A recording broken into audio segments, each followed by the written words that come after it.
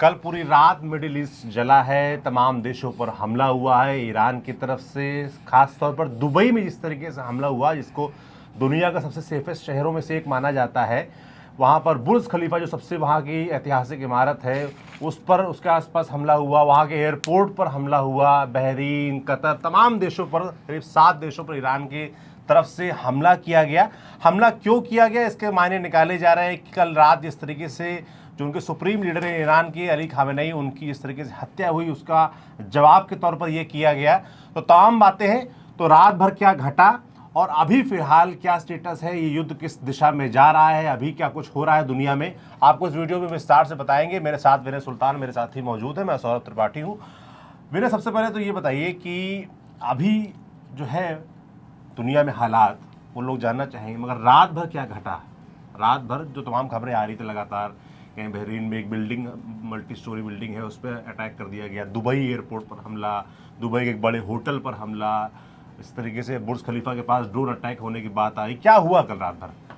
दरअसल हुआ ये है कि अमेरिका के जितने एसेट हैं मिडिल ईस्ट में, जो वेस्टर्न एशिया में, वहाँ पे लगातार ईरान के हमले हो रहे हैं। जो होटल हम लोग लगातार देख रहे हैं कि होटल्स को टारगेट बनाया जा रहा है। दरअसल वहाँ पे अमेरिकन जो अमेरिकी आर्मी के जो लोग हैं, अमेरिकी सेना के जो लोग हैं, वो वहाँ पे रुके हुए हैं, उन्हीं होटल्स को निशाना बनाया जा रहा है। एयरपोर्ट्स में भी उस सेक्शन को निशाना बनाया जा रहा है जहाँ पे अमेरिकन फैसिलिटीज़ हैं बहरीन में। इतना मतलब हाँ, शार्प पता है। हाँ, ये इनका इंटेलिजेंस रहता है, मतलब ये तो समझी सी बात है, हमारे पास में भी रहता है। अगर हम लोग भी कोशिश करें तो ये कोई बहुत बड़ा इंटेलिजेंस नहीं कि मतलब वो बहुत ही बड़ी चीज़, जानकारी इनको मिल गई। सुबह से भी अभी ईरान की तरफ से लगातार हमले हो रहे हैं। कतर में हमले हो रहे हैं, अबू धाबी में हमले हो रहे हैं, इसके अलावा दुबई को फिर निशाना बनाया गया है, 4 बार वहाँ पे धमाके हुए हैं। तो लगातार ये बहरीन में लगातार हमला हो रहा है। तो ये हमले लगातार जारी हैं, ईरान की तरफ से रोका नहीं गया है हम लोग को। मतलब कि हालांकि वो मातम में है अभी, वहाँ पे सड़कों पे लगातार जो है मतलब मातमी प्रदर्शन हो रहे हैं, लोग लगातार आ रहे हैं और ईरान के अलग अलग हिस्सों में अलग अलग शहर के विजुअल्स हमारे पास में आ रहे हैं जहाँ पे लोग लगातार मातम जता रहे हैं। उसके अलावा मिडिल ईस्ट में कई शहरों में जो है मातम शुरू हो गए हैं। अली खamenei की मौत के बाद में, उनकी शहादत के बाद में कहा जा रहा है कि ऐसी स्थिति बनी है। दूसरी तरफ जश्न भी नजर आ रहा है, अमेरिका में, इजराइल में, ईरान से भी तस्वीरें कुछ ऐसी आ रही हैं, इसमें जश्न मनाया जा रहा है। ईरान, दोनों तरह की तस्वीरें आ रही हैं। ईरान में कल रात को कुछ तस्वीरें ऐसी आई थी, कौम में खास तौर पे, जहाँ पे लोग जश्न मना रहे थे रात को, जब नेतन्याहू के का जो प्रेस कॉन्फ्रेंस हुई थी उसके बाद में। लेकिन उसके बाद में सुबह से कोई जो जश्न की खबरें बहुत नहीं आ रही हैं। जो एक लड़की का वो दिखाया जा रहा है कि वो जश्न मनाते हुए दिखाई दे रही है, वो मोस्ट प्रोबेबली एआई जनरेटेड है। तो ऐसी स्थिति है, मतलब डीप फेक होने की सिचुएशन है, क्योंकि अभी इतना भयंकर माहौल है, हाई इमोशंस हैं वहाँ पे। कोई मेरे को लगता नहीं समझदार आदमी, जो चाहे वो एंटी रिजीम भी होगा, वो सड़क पे उतर के जो है जश्न मनाने की स्थिति में होगा। ईरान में क्या हो रहा है ये तो आपने बताया, अब दुनिया में क्या हो रहा है थोड़ा ये बताइए। रात में कल क्या क्या घटा है, दुबई में किस तरीके से हमला हुआ है, कतर पे, बहरीन में, कल शाम को दुबई में एक फेयरमाउंट पाम होटल रिजॉर्ट है, वहाँ पे हमला हुआ था। पहले ये कहा गया था कि मिसाइल की जो है एडीएस ने जो मिसाइल मार गिराई है ईरानी, उसकी डिबरी आके गिरी, जिसकी वजह से आगजनी हो गई। लेकिन बाद में ये समझ में आया कि वहाँ पे जो शाहीद 136 ड्रोन्स हैं ईरान के, उन्होंने जाके हमला किया है। और कई जगहों पे ये हुआ है कि ईरान ने पहले मिसाइल्स के अलावा ड्रोन्स को भी खूब इस्तेमाल किया है आज के दिन में। एक ड्रोन तो नजर आ भी रहा था जो बुर्ज खलीफा के आसपास दिख रहा था, क्या वो विस्फोट? वो बुर्ज खलीफा के पास में एक बुर्ज अल अरेबिया करके एक होटल है, वो भी वहाँ पे भी अमेरिकन जो हैं रहते हैं, उस होटल में जाके वो गिरा है। और तमाम जो बुर्ज खलीफा के आसपास जो फैसिलिटीज़ हैं, कई जगहों पे ड्रोन गिरे हैं, वो उन जगहों पे गिरे हैं जहाँ पे अमेरिकन पहले से रह रहे हैं या अमेरिकन फैसिलिटीज़ हैं, उन जगहों पे जाके ये बम। दुबई सुरक्षित नहीं है करके कह सकते हैं। दुबई में कम से कम ये है कि रेजिडेंशियल इलाकों को इन्होंने नहीं टारगेट किया है। तो रेजिडेंशियल इलाकों में तो अभी बहुत ही स्थिति गंभीर नहीं है। एयरपोर्ट पे हमला हुआ है। हाँ, एयरपोर्ट पे, उस सेक्शन पे हमला हुआ है जहाँ पे अमेरिकन फैसिलिटीज़ रही हैं। और उसके अलावा दुबई के अलजबीर पोर्ट के ऊपर भी हमला हुआ है, जो वहाँ का डीप सी पोर्ट है, उसके ऊपर भी हमला हुआ है। दुबई में कई जगहों पे हमला हुआ है। उसके अलावा सबसे ज़्यादा इन लोगों ने टारगेट किया बहरीन को, क्योंकि बहरीन बहुत स्ट्रेटेजिकली इंपॉर्टेंट है अमेरिका के लिए। बहरीन में मनामा में जो एक होटल है, जिसका आपने देखा कि मल्टी स्टोरी बिल्डिंग थी और ड्रोन आके घुसा, वो टारगेटेड असैसिनेशन की कोशिश थी। एक पर्टिकुलर कमरे के ऊपर ड्रोन जाके मारा गया। तो वो मनामा होटल जो है, वहाँ पे भी अमेरिकन रुकते हैं, तो वहाँ पे इस वजह से उसको टारगेट बनाया गया। मनामा बहुत इंपॉर्टेंट है अमेरिका के लिए। अमेरिका का जो नेवी का सेंटकॉम है, मतलब सेंट्रल कमांड है, उसका हेडक्वार्टर है बहरीन में। उसके अलावा 5th फ्लीट जो उनका 5वां बेड़ा है उसका हेडक्वार्टर भी मनामा में ही है बहरीन में। तो इसलिए बहरीन को लगातार निशाने पर बनाए रखा गया है। उसके अलावा जहाँ जहाँ पे एयर बेसिस थे इनके अमेरिका के या कोई भी मिलिट्री फैसिलिटीज़ हैं, चाहे वो कतर में हैं, चाहे कतर में अल उदैद जो एयर बेस है उसको सबसे ज़्यादा निशाना बनाया गया। अब ये आप समझिए वो अल उदैद एयर बेस पूरे मिडिल ईस्ट में सबसे बड़ा एयर बेस है। 6 गुना 7 किलोमीटर का एयर बेस है, मतलब 42 वर्ग किलोमीटर के इलाके में फैला हुआ एयर बेस है वो। तो उस एयर बेस को सबसे ज़्यादा निशाना बनाया गया।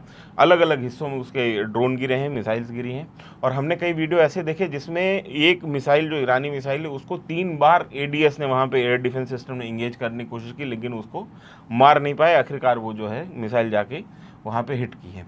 तो ऐसी स्थितियाँ हैं कि मल्टीपल जगहों पे अल उदैद बेस में हिट हुआ है ईरानी मिसाइल। इसके अलावा तेल अवीव में भी मल्टीपल लोकेशंस में ईरान की जो मिसाइल्स हैं वो जाके गिरी हैं। 4 तो कल रात को ही एक साथ ही लगी थी। उसके अलावा मतलब 6-7 जगहों पे, और वहाँ के भी जो फोटो हमारे सामने आ रहे हैं, जो तस्वीरें, जो विजुअल्स आ रहे हैं, उसमें बहुत डिस्ट्रक्शन। कतर का बड़ा वीडियो वायरल था जिसमें एक मिसाइल गिरती है, लोग भाग रहे हैं, वीडियो बन रहा है, देखा होगा आपने शायद। हाँ, कतर में मैं आपको बता रहा हूँ अल उदैद एयर बेस का बहुत मतलब सबसे ज़्यादा उसी को टारगेट में लिया गया है। और बाकी कतर में बहुत सारी जगहों पे अमेरिकन फैसिलिटीज़ हैं, उनको लिया गया है। बहरीन में मैंने होटल बता दिया। इसके अलावा अल उदैद एयर बेस पे ही एक बहुत बड़ा, जो कल मैं जिसको मानता हूँ कि ईरान की बहुत बड़ी कामयाबी है, वो ये है कि AN/FPS 135 ब्लॉक 5 नाम का एक रेडार है।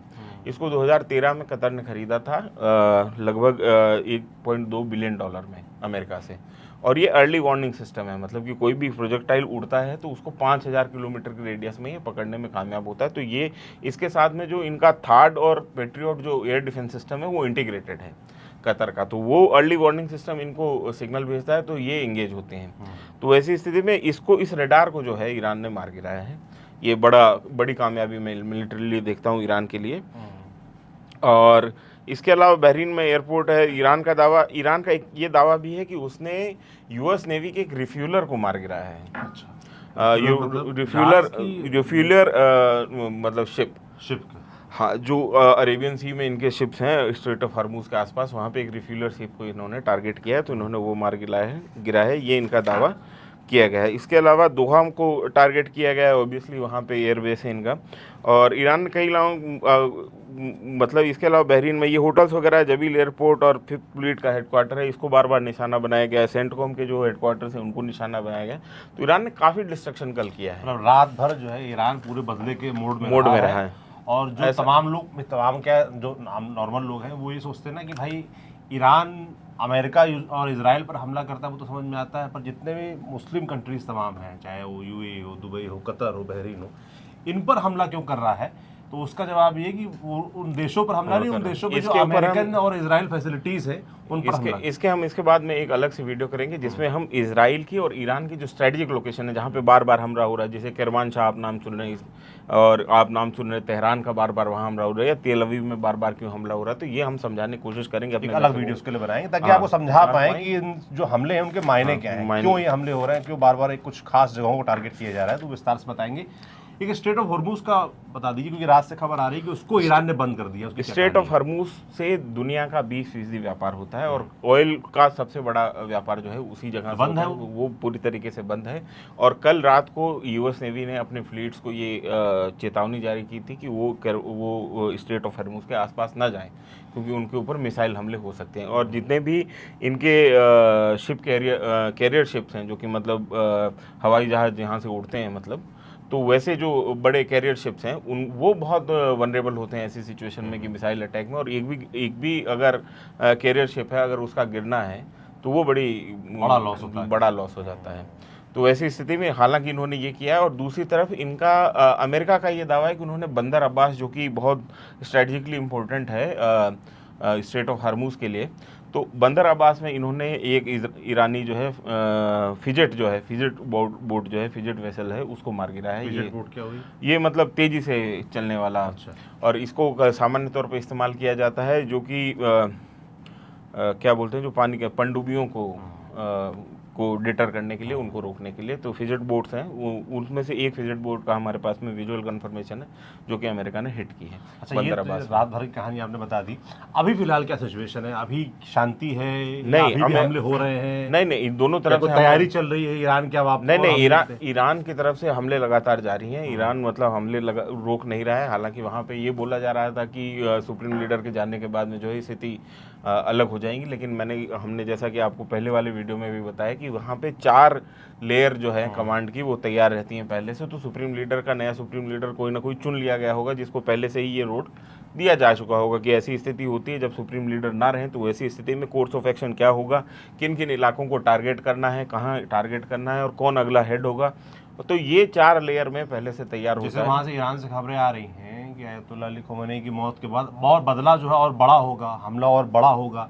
इसको किस तरीके से ये मतलब एक स्थिति यह है कि ईरान जो है अभी पूरी तरीके से जो है इमोशनल उसमें बहाव में है, और हम ये मानते हैं कि युद्ध जैसी स्थितियों में जब आप अपने इमोशन को हावी होने देते हैं तो कई बार ऐसी स्थिति होती है कि आप बहुत ही अतार्किक किस्म के निर्णय लेते हैं और लेकिन बहुत बड़े लॉसेस करने में कामयाब होते हैं। क्योंकि अब तो एक स्थिति यह है कि ईरान पूरी तरीके से सुसाइडल मोड में आ गया है, और ईरान ने जो अभी तक यूज़ किया है वो उसकी ताकत नहीं, ईरान की असल ताकत है उसके पास में जो बैलिस्टिक मिसाइल्स हैं, जिसका इस्तेमाल ईरान ने अभी बहुत कम किया है। वो अगर ईरान इस्तेमाल करता है तो एयर डिफेंस के लिए उनको रोकना बहुत मुश्किल होगा, तो ये लॉसेस जो हैं वो और बड़े होंगे। तो कुल मिला के बात ये है कि अमेरिका को किसी भी हालत में यहाँ पे 2 से 3 दिन के अंदर इस युद्ध को निपटाना है। अगर ये युद्ध लंबा खींचा तो ये अमेरिका और इजराइल दोनों के लिए बहुत भारी पड़ेगा, बहुत नुकसान उनका होने वाला है। तो ये स्थिति अभी हमारी समझ में बनती है। आगे जो बिल्कुल कुल मिला के युद्ध अभी खत्म नहीं हुआ है, शांत नहीं हुआ है। एक छोटा सा पॉज जरूर आया, मगर लगातार ईरान की तरफ से हमले जारी, जवाबी कार्रवाई जारी है। वो कार्रवाई कितने लंबी खींचेगी, ईरान यूएस क्या इसको रोक पाते हैं, नहीं रोक पाते हैं। जो रजीम चेंज की बात हो रही है, खamenei ज़रूर नहीं रहे, मगर उसके बाद अब उनके अलावा उनके बाद सुप्रीम लीडर कौन होगा? क्या वो यूएस इजराइल के ज़रिए या वहाँ जो प्रोटेस्ट कर रहे थे पहले से उनका कोई नुमाइंदा होगा? बहुत सारे सवाल हैं जिनके जवाब अब धीमे धीमे समय के साथ मिलेंगे, मगर ये युद्ध अभी जारी है। हमारी नज़र भी इस पर बनी हुई है। कल रात क्या घटा, अभी फिलहाल क्या हालात हैं, आपको हमने इस वीडियो में बताया। एक वीडियो और बनाएंगे, उसमें हम आपको विस्तार से बताएंगे कि जिन जिन लोकेशंस पर ईरान लगातार हमला कर रहा है या जो निशाने पर लगातार इजराइल और यूएस के रहे, तो उसके पीछे क्या कारण है ना, स्ट्रेटेजिक क्या कारण है, वो आपको समझाएंगे। बाकी आप न्यूज़ पिंच देखते रहिए। मैं सौरभ त्रिपाठी हूँ, मेरे साथी वीर सुल्तान है, कैमरे के पीछे आपके हमारे साथी गीतांश हैं। शुक्रिया।